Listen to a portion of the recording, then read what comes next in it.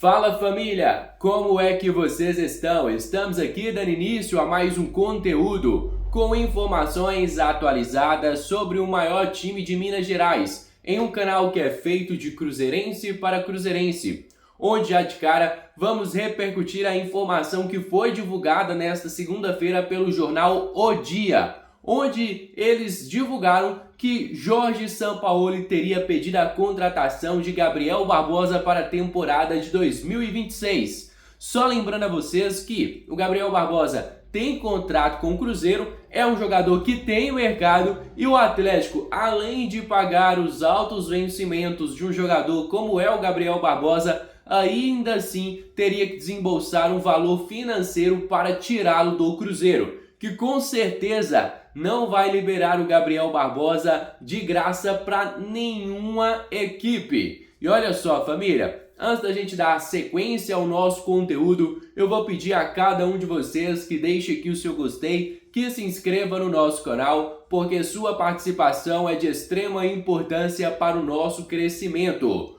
Contamos demais com a sua ajuda. Agora vamos falar. Primeiro, o Jorge Sampaoli não conhece a história do Gabriel Barbosa contra o Atlético.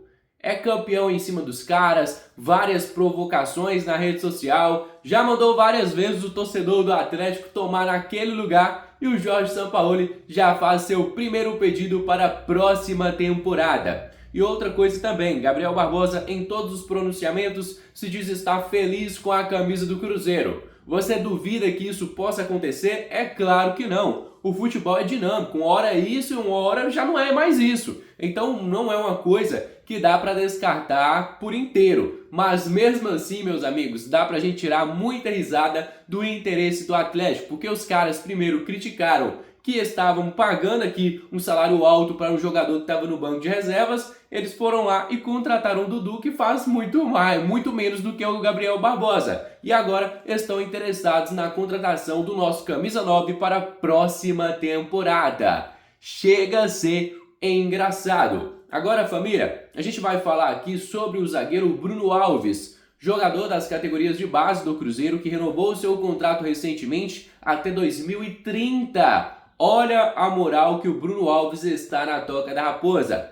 E com isso, o jornalista Jorge Nicola trouxe a informação de que o Zenit da Rússia demonstrou interesse na sua contratação, que já queria a contratação do Bruno Alves o mais rápido possível. Porém, o Cruzeiro não quis abrir negociações para uma liberação do jogador. Isso porque o Cruzeiro entende que o Bruno Alves vai se valorizar muito mais após sua convocação para a seleção brasileira de base. Só lembrando a vocês que o próprio Bruno Alves foi titular dos últimos jogos da seleção de base. Ou seja, se ele joga uma Copa do Mundo sendo titular pela seleção brasileira de base, cara, isso aí vai valorizar muito o nosso ativo. E eu tô falando de um jogador que ainda não tem rodagem pela equipe principal do Cruzeiro, mas que automaticamente se valorizaria no mercado e se tornaria um dos jogadores mais valiosos do nosso atual elenco, mesmo sem jogar com a equipe do treinador Leonardo Jardim. Estamos falando de um jogador que pode ser uma grande venda para o Cruzeiro. É claro que o natural seria que o Bruno Alves fosse reintegrado ao elenco do Cruzeiro,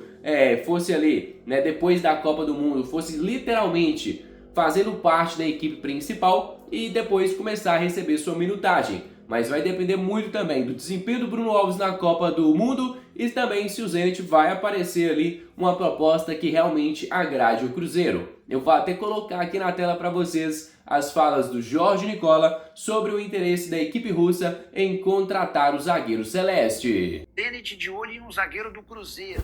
O time russo tentou contratar Bruno Alves, zagueiro de 20 anos de idade, que ainda atua no time sub-20, de vez em quando treina com a equipe principal e que foi titular da seleção brasileira no empate em 2-2 contra o México nesse domingo na Copa do Mundo sub-20. Contato feito pelo Zenit aconteceu um mês atrás. Eles procuraram representante do atleta e também o Cruzeiro para entender condições do negócio. Nem chegou a haver uma proposta oficial, porque o Cruzeiro deixou bem claro que não tinha intenção de negociar o atleta antes da realização da Copa do Mundo sub-20. A ideia do Cruzeiro, inclusive, é contar com o Bruno primeiro no time principal, para que ele jogue, se torne titular, garanta ganhos esportivos e depois seja negociado.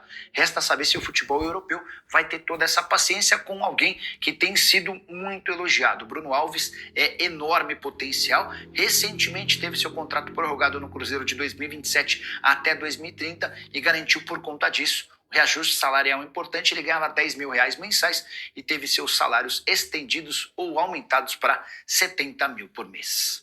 Hora de falar sobre o Corinthians, que após a derrota para o Vasco, serviu para o torcedor cruzeirense neste final de semana secar os nossos adversários na briga direta do Campeonato Brasileiro. Deu até certo com o Palmeiras, que perdeu fora de casa para o Bahia. E o Corinthians ontem, cara, me fez passar muita raiva. Em um primeiro tempo em que o Corinthians engoliu o Flamengo, o Yuri Alberto deu uma cavadinha absurda. Eu não sou torcedor corintiano, mas fiquei pé da vida com a imprudência, ali podemos dizer, do Yuri Alberto, que chegou até mesmo balançar as redes no início do segundo tempo.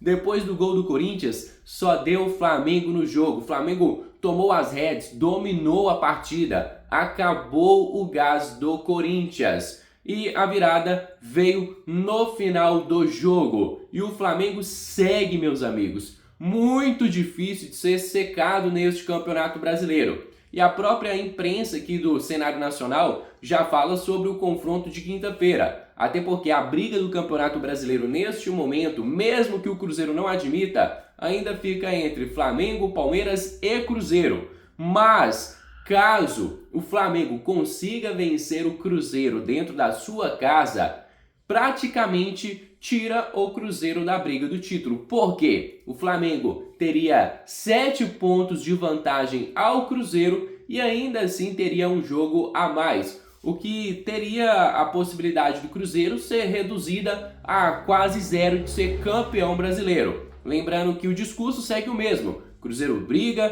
pelo acesso direto na Copa Libertadores e tem criado uma gordura para que isso aconteça. Mas ainda tem chances matemáticas de brigar pelo título do Campeonato Brasileiro. E o jogo de quinta-feira vai ser decisivo. Se o Cruzeiro conseguir vencer, volta na briga pelo título do Campeonato Brasileiro. Mas se perder, está praticamente fora dessa briga com muitas rodadas de antecedência. Agora, domingo passado, a gente estava debatendo que nos últimos 5 jogos de Flamengo, Palmeiras e Cruzeiro, era uma constatação. O Flamengo era aquele que somava menos pontos e por isso estava vendo a distância na liderança diminuir. Apaga, essa rodada já mudou tudo. Cruzeiro perdeu, Palmeiras perdeu, Flamengo ganhou. E se a gente plugar a classificação, você acha que eu sou muito polêmico em dizer que se o Flamengo derrotar o Cruzeiro quinta-feira, mando do Flamengo, jogo no Maracanã. É polêmico, ainda não está decidido nada não. Porque o Palmeiras tem um jogo a menos. 7 pontos pro Cruzeiro com um jogo a menos. Sepulta o Cruzeiro. O Cruzeiro. Não, pro título, sim. O Cruzeiro. Pro título, sim. Se o Flamengo ganhar esse jogo, confronto direto quinta-feira, ele abre 7 pontos e um jogo a menos. Não é só pela vitória do Flamengo, porque se o Palmeiras ganhar do Vasco em São Paulo, ele passa o Cruzeiro com 2 pontos a mais, com 2 jogos a menos que o Cruzeiro.